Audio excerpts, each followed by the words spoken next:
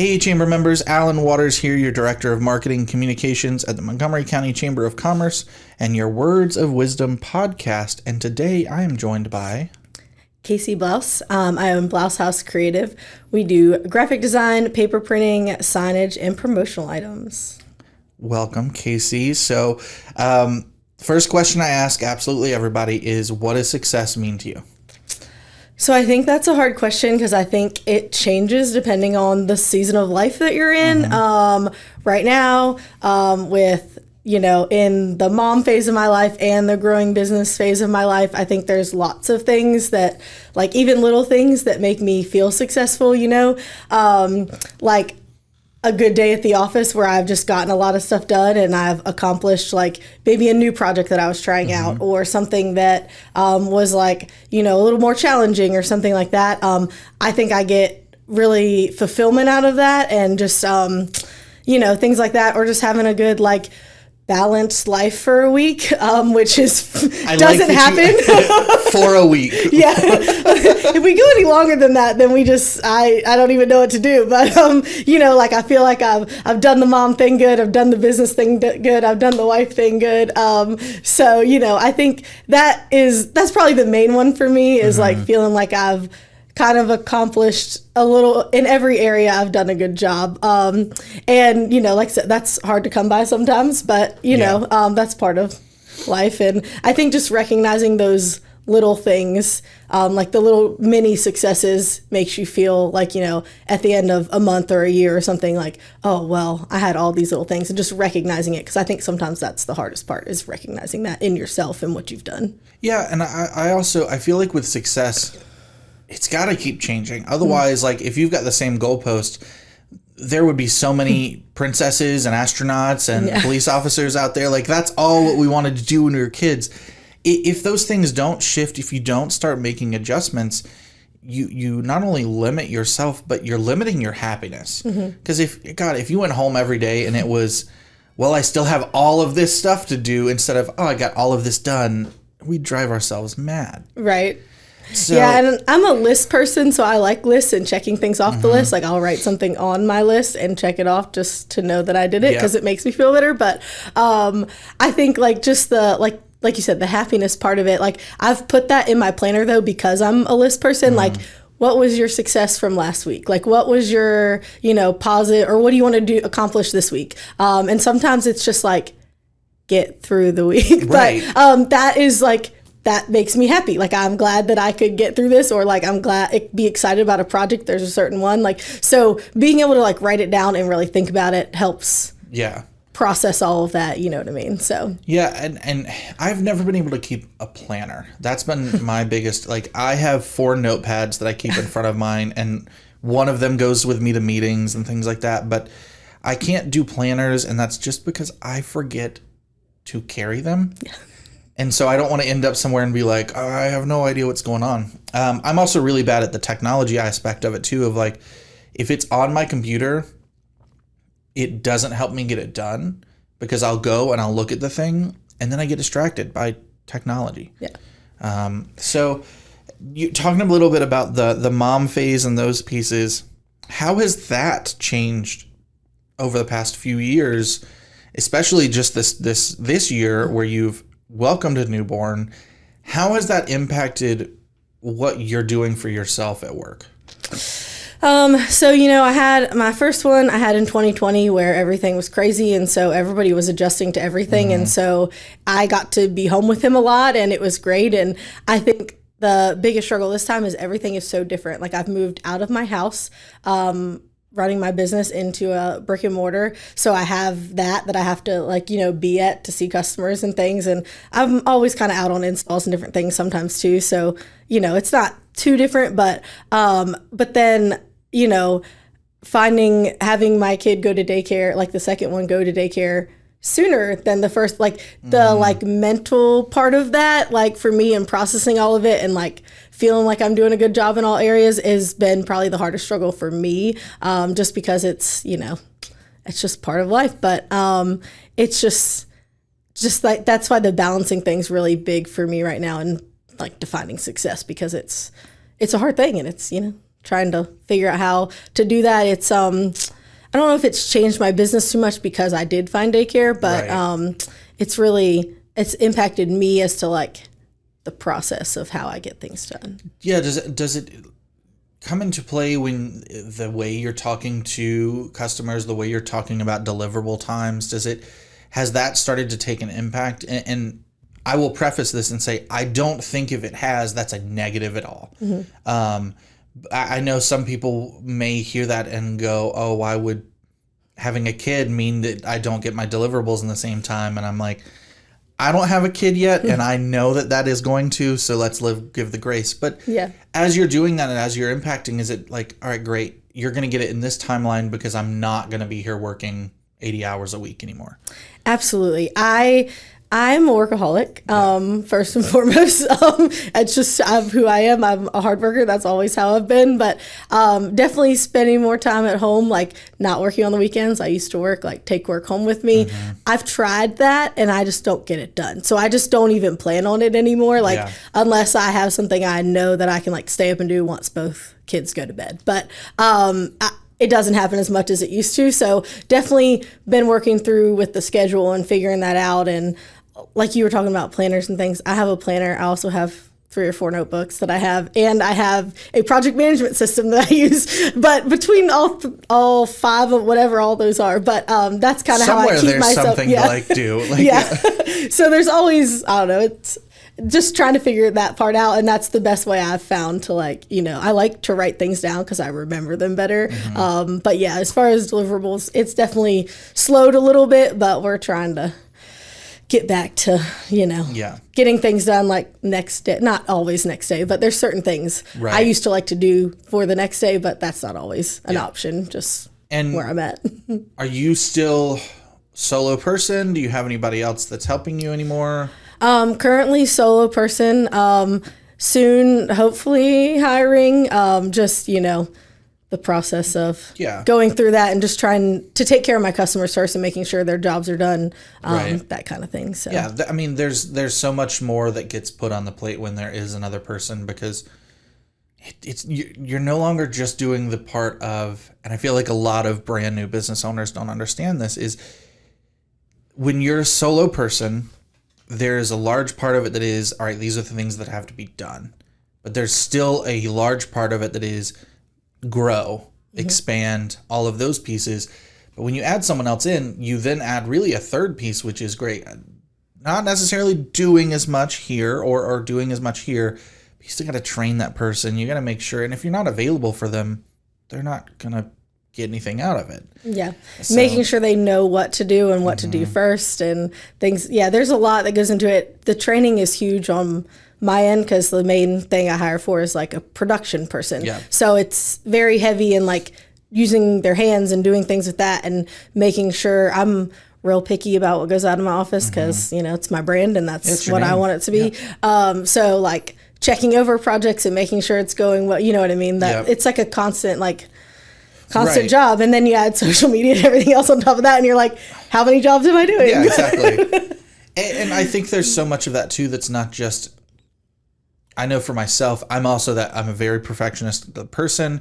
When something comes out, I want it to have my stamp of approval of quality and everything, but I also know that there's a certain point, and I think more about this at like the chamber and internships, where you have to kind of let go, and that is incredibly scary, and know that not everybody's going to have the same taste, the same work ethic, the same things. Like they're going to differ. That terrifies me all the time. I have trouble with my wife at home and working on our business at times, and I'm like, that's one of the best things about when I started at the chamber. I was like, this is yours. You're going to do it, and everything's great.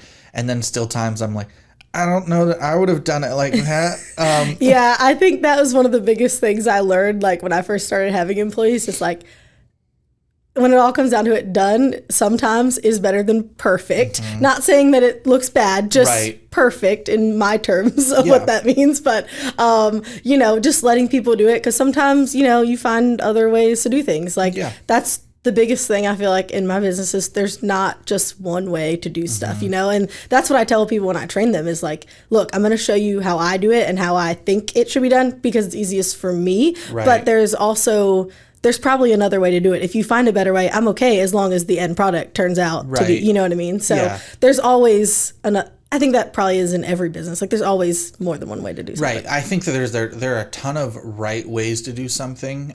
There's no like singular way that it has to be done. I also think though there are definitely wrong ways that things can be done in there. Yeah. I found some of those along the way too. Well, all right. So we're gonna reverse back, and I was talking about the princesses and the astronauts and all of that. Not going quite so far as kindergarten or anything, but high school, graduating there. What was the thought, the plan, the trajectory of what Kasey Blouse, I guess Blouse's married name, so Kasey, original name redacted. What was her plan graduating high school? So throughout middle school and high school, I was on yearbook and loved doing that. I like to write used to write like poems to get my feelings out and all that good stuff. Okay. But we do not do that anymore. I wish I did, but I don't. But this entire second half of this episode is all in spoken word. Yeah, I wish. I love spoken word. Love it. But anyway, but the like design side, I kind of got into. I had taken some photo classes, so I kind of like learned in high school. I say learned. I never called myself a creative person until college probably. And even then I struggled with that. But I think I got more into it because, you know, going to school for a design degree, you have to take all the painting and drawing and all of those things.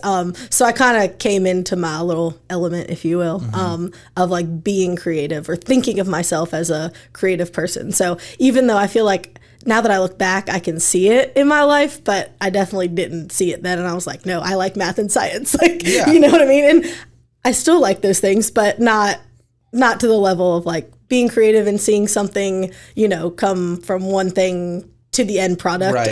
And I think that's kind of how I got into it. You know, I started doing like taking jobs or taking things that were related to design, even if I couldn't get a graphic design position after college, and just really learning as much as I can, because knowing what they do with graphic design after, that always kind of was my question in college. Like, well, what else can I do with this? Like, how am I going to use this? So, because creating pretty things is fun, and I'm all for that sometimes, like create just to create. Like when I have free time, which doesn't exist, but I do that all the time. I like, you know, all kinds of creative things other than graphic design, but practically, like, how are we going to use this? And that really kind of continuing to ask that question really propelled me into being a business owner and being able to do the things. And I still ask that question, like, for a business, how is this going to impact your business? How can we make it serve you best? So, but I think being able to ask that question over and over and learning from it through different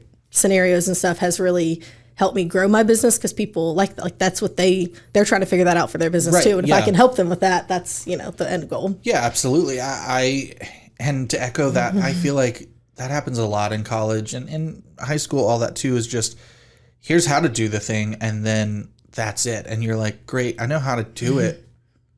How do I use this? I remember Rachel going through a course that was graphic design based, and she was doing a lot of like book covers as a part of the assignments.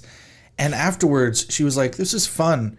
I have no idea how I could ever start doing that. And I'm like, yeah, high school, please teach taxes again. No one taught me taxes.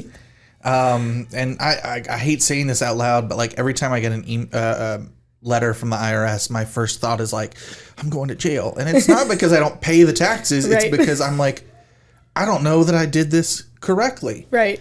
Or understanding what they're even asking you. Right. Yeah, exactly. We have many accountants under the chamber business directory. So as you're going through that, and as you were starting your business and going through those pieces, how much of that was also trying things and going, nope, not that at all, and then finding your niche? How long did that kind of take you to work into, and how much of that are you still going through every day? I was going to say, I think I still deal with that some, like finding the things like, I don't really like doing that part of it. Sometimes that's not really an option. Like you have to do it. But there are certain projects I like learning to say no to things that maybe your capacity is not able to do it. Or even if you aren't excited about it, that's, like maybe it's just not the time for you to do it right now. Right. Like when you have that employee that is excited about other things, like you might find someone that then you can start offering that more. And so I think that's my biggest thing. I'm a yes person. Like there's no denying it. Like I like to be involved. I like to do things. I don't like there not to be anything on my schedule. You know what I mean? Even with having kids, like I've just always been that way. I just, take kids with me, you know what I mean? Like that's just how I always have been. Like it is what it is. The people that can sit still and do nothing, I envy, but I'm also like, that terrifies me. Right. 2020, I did learn to be that person a little bit, like just with being at home. Like I do value my time at home to like sit, but I am very much like, what can I go do? Like, I like being around people. I get energy from that. I get excited. And so I think, that's plays a huge factor. Yeah. And so with what you do, have you kind of identified your, so I like to compare things in that, oh God, words are failing me. The like graph of this is, it doesn't take me much to do it. It's very easy to do. It doesn't take me much to, get it out there in front of people, but it makes me a solid amount of money versus the things that you're like, this takes a lot of time, takes a lot of effort, and it does yield some good money. But so on those things, how have you kind of evaluated? How do you go through and decide, all right, now it's the time to stop doing this particular printing, or now it's time to add this particular printing? I think, so the adding part is like, there's lots of things I want to maybe at some point add to my business. And I do have to tell people no a lot for that kind of stuff. Like one thing I don't do that a lot of people think I do is t-shirts, because my name's Blouse House. Like they think that I do apparel and I don't. One day, maybe we'll see. But so I do have to remind people like, oh, well, I don't actually do that, but maybe we'll see. I'll let you know. But I think really just kind of getting a grasp on the schedule and knowing, because it might be like, okay, I know that's going to take me longer or take me more time to focus on. Either I need to learn something for it, especially when it comes to like sublimation printing, because there's so many options of things and there's so many like different ways to do it that, I just really...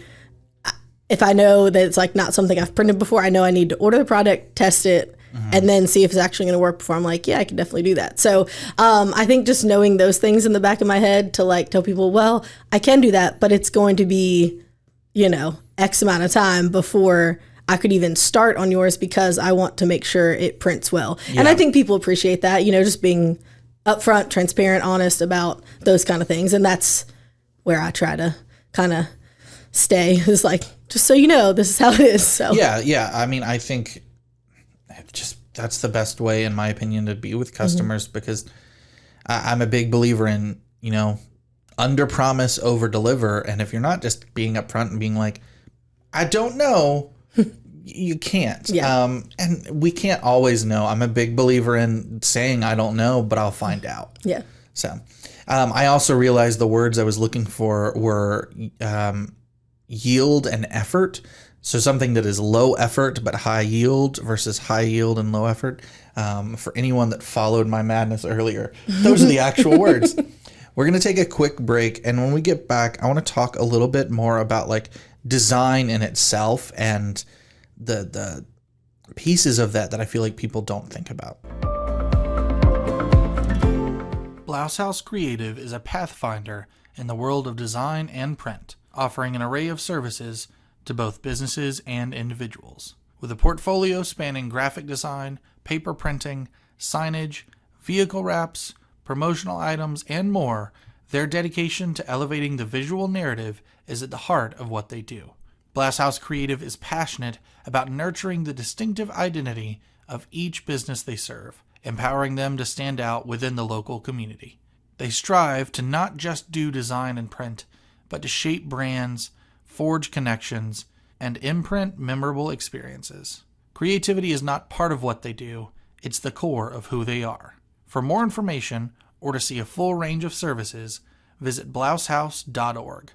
That's BLOUSEHOUSE.org. blousehouse.org. Back to the episode. All right, we're back. So with design, there is so much that goes into design that I know for a fact people don't think about. And I know that there's a tool that I use every day that you're not a big fan of.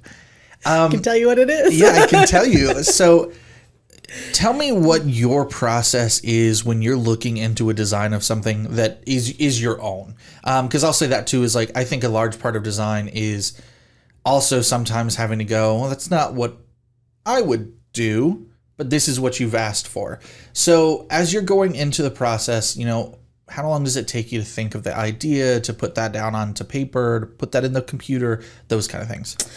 So yeah, beginning stages is really like my favorite thing to do when I start designs. Like say if it is for somebody else, is like talking to them about what they want, what they think they want, what their goals to get out of it are, and also what they don't want. Like the biggest thing for me is like fonts and colors. Like when I'm just starting a design, so I know, just know, you hate the color purple, we won't use, fine. Like, because if you don't like you're not gonna like anything I do if I put that in there. Right. Which most designs, logos and things, I start with black and white anyway because it needs to look good in that before you add color to it. But knowing those things up front so you can kind of stay away from that little world that they don't want to be in. So I think those are the biggest things.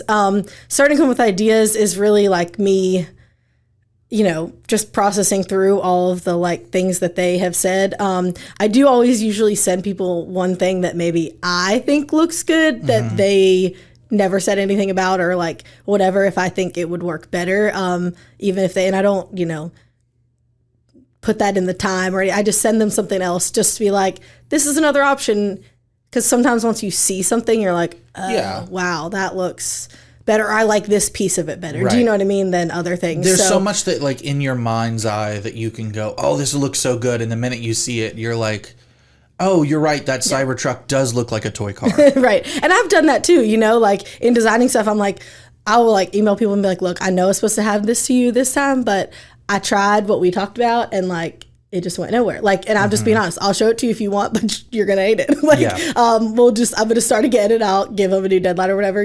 So, that's happened. And sometimes, if people really know where they want to go, it not too hard. But even stuff for myself, I usually I'll redo probably more than I do customer stuff because I'm picky. But and I just but really just doing research on stuff, like knowing what other people are doing in that world of whatever you're creating, so you don't do the same thing or copyright or anything like that, but also like just knowing what's out there, because you want to stand out, you want to be different than what everybody else is doing too, and then just I don't do a ton of sketches. I do some. I'm not a drawing person, more so. I'm more on, I can do it on the computer. It'll look much, much better. I don't show people my drawings at all. I can't draw to save my life, but like I can make shapes on a computer. Right, exactly. I think doing that, I do a lot more, like I said, move to the computer a lot faster than I think probably most designers. But, those pieces are really still vitally important, to the process of getting it done and being able to like have something that you like. And when I'm in a rush or, because that happens in business, like I got to get this done. There might be even less of that, but like I still do try to, even if I do the drawings on the computer, like little, like, off to the side, like here's the basic layout and concept of what I'm going to do before I actually like get into like the meat of it and putting it together. And then I usually do several versions of stuff, even if I don't always show all of them. Sometimes I do because I get excited about it. I'm like, man, I like this one, but I think this is cool. Like I get really excited about stuff like that. So I'm like, I'm just going to show you all your options and then you can choose, or we can pick pieces and things like that. And I try to explain that to customers or whatever. Like if you like X, Y, and Z from this one and then only X from this one, like let's just try to combine them, you know, and just trying to get people to understand they can do that. And like, it's not like set in stone. Like I'm not I created this masterpiece and like, you know what I mean? And I think that's hard for people who maybe aren't creative or aren't whatever to understand. Like you can it takes me 2 seconds to like pull these two pieces together. The layout, we might have to change a little bit, but you know, like if you like,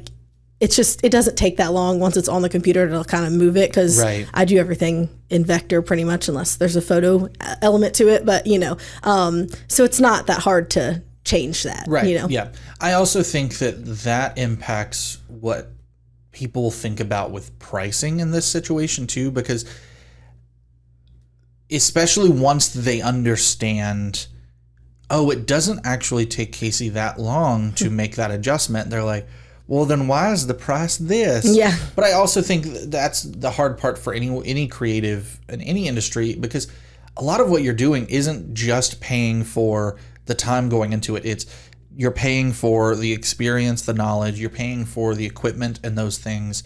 You are paying for the time, but you're also paying for what is coming from the future. I think I talked to Christina Rose about this, where I told a story about someone that created a poster for their local community theater production. And then they made a poster for the new Warner Brothers Justice League movie. Would they charge the same amount to the community theater and Warner Brothers? No, nor should they, because you have to have that value add to anything you're going to do. So you mentioned copyright a second ago, and that's going to bring me back to your favorite tool. So why is it important for someone to work with a graphic designer instead of just going on Canva and doing it themselves? So the biggest thing, as long as this is written in your contract or whatever with your designer, is that you will own everything they create, because it's from scratch. It's from, you know what I mean? Like if they do pull fonts and different things, they should be making sure that it's things you can use, you know what I mean, that kind of thing. So, and most designers have it in there that it's all theirs. They own it. In mine, I know I put that like since I created it, I'm able to use it on social and different things just to promote my business so people can see what I've done and that kind of thing.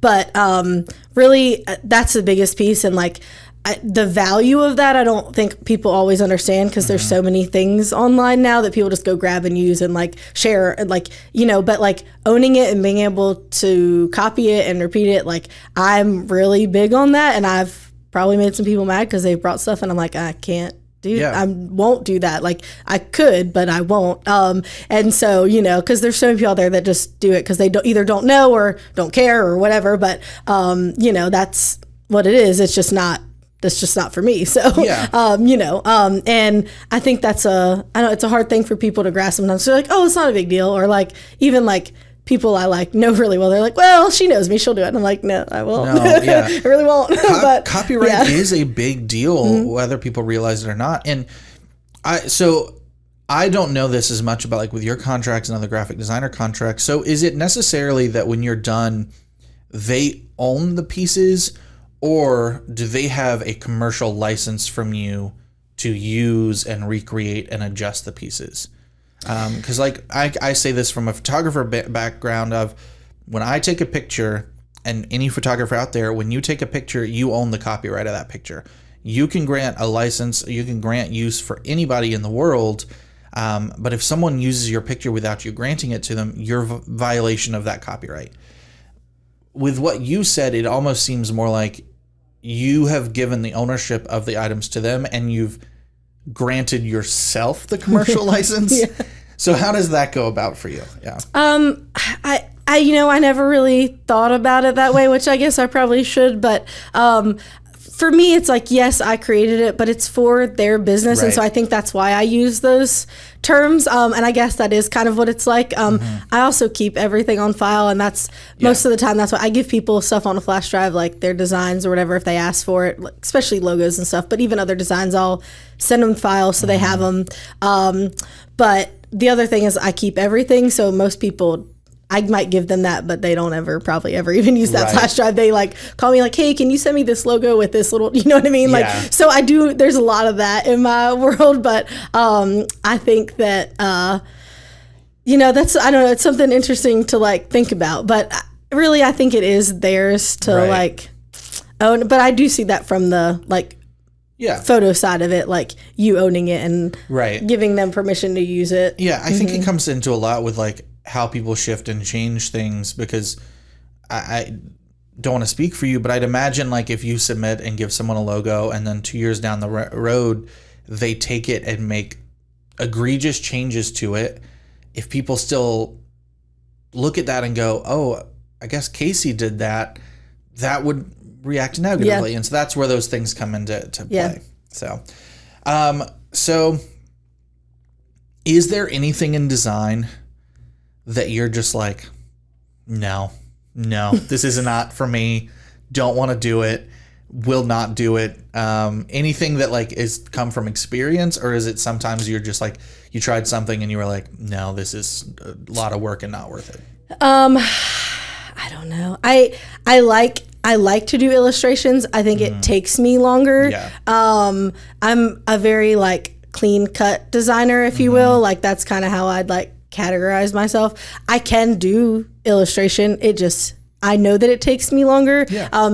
Probably that perfectionist side, you know what I mean? Like I like things to look good and whatever. So that's something I don't take on a ton of those jobs. I still like to take some of them on so I can keep my skills kind of thing up and practice it and things like that.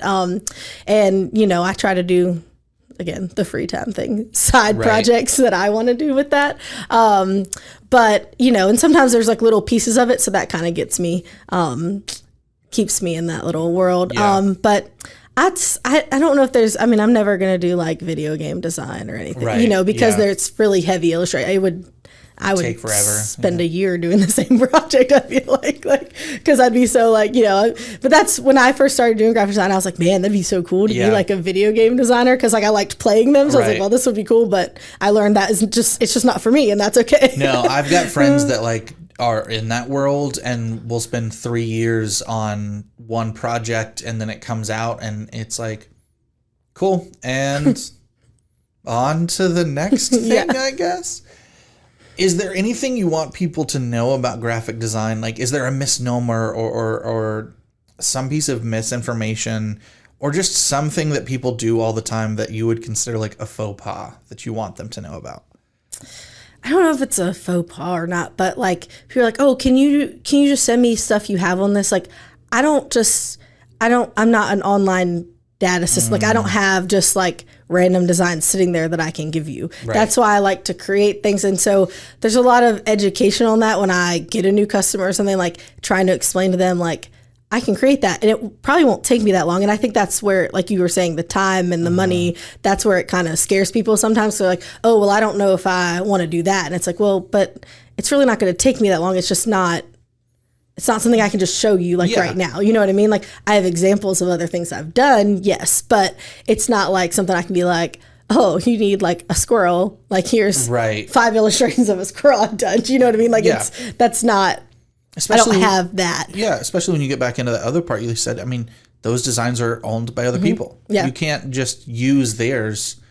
Yeah. Or when people send me stuff, can you make this for me? And I'm like, I can make something like that for, again, that comes back to the copyright thing, but like I can make something like that's same colors, or we can pick something out of it that you really like about it, and do something similar, just not the same thing. And there's a fine line between that, and some people understand it and not, and it's one of those things that I feel like it comes back to the Canva of it all. Like, don't get me wrong, I really enjoy Canva. I think it's a really great tool, but like you said earlier, you don't own it. The minute, and you can make something from scratch on Canva, you still don't own it. Canva owns that, right? Just so people know. But also, when people start seeing that and seeing those things, they're like, oh, it's not that big of a deal because I've seen so many things out there. That's great. You put the Virginia Tech Hokie logo on something and pretend it's yours, and then tell me that copyright's not going to be a problem. That or Disney. Yeah. Oh, Disney's for sure. They go after people no matter what size you are. Yes. Yeah. So, and it doesn't just always have to be a big company. I've seen smaller companies send cease and desist and those things, and it will impact you. Do you have this is just for fun. Do you have a favorite font? A favorite typeface? Sorry. I have a not favorite one, but I have a not favorite one too. Yeah. No. Okay. I like fonts are like probably one of my favorite things in design and like being able to be creative with them because like one, you don't want to use too many, but also like there's a lot of things you can do with it that people don't, think about or like how much that impacts your design as to which one you use. So no, because I like too many of them. One day my goal before I die is to create my own font. Like I just want to do it just because like how cool is that? Yeah. I mean, I don't know. I've come up with some crazy name for it, but like I would love to do that. Like that just sounds so awesome to me. I know people are like, wow, what a nerd, but that's okay. What's the least favorite one? Comic Sans. Oh yeah, of course. Everyone, Comic Sans for everyone. That Papyrus is another one. Yeah. That's on everything. Shout out Avatar. I've seen a lot of things recently where they've taken those jokes and then they've looked at recent movie posters and they're like, this is just this typeface. There's been no adjustment. I really like typeface.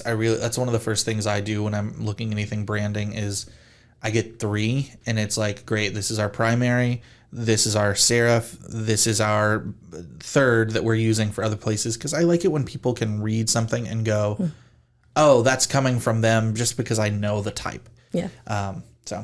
Well, where can people find Blouse House? Where can they get all the information, follow you on social media, all those fun things? So we're here locally in the New River Valley on Depot Street. And we also can be found online at www.blousehouse.org. And then you can call us anytime. Our phone number is 540-382-8222. Awesome. And any parting wisdom, anything else you want to make sure people know before we head out? Just even though you don't think you're creative, I promise that you probably are. Everybody has new ideas, and just don't be afraid to explore those because you never know what can come of it. Mm-hmm. I like that a lot. I feel like even if you don't consider yourself creative, that self-doubt you're probably feeling, it's a very creative feeling. Yeah. Like very creative feling. There's so many days that I'm like, I know what I'm doing. I'm good at what I do. And then there's that one day that you see something you've done and you're like, why do people pay me? What is going on? Right. And I think that's a big thing for people that just like don't do it every day. Like somebody else has probably had that thought, oh, what if I did this? Well, maybe you're the first one. Like you could do it. You know what I mean? You might need help. Like you might need someone like me to like fully flesh it out, but you had that thought and it comes from you. And, so I think that's a cool thing just to see what people have in their heads. That's why I like working with people. So. Yeah. Awesome. Well, thank you for being here today. We appreciate it. Thank you for our listeners for listening into another episode. We'll be back next week.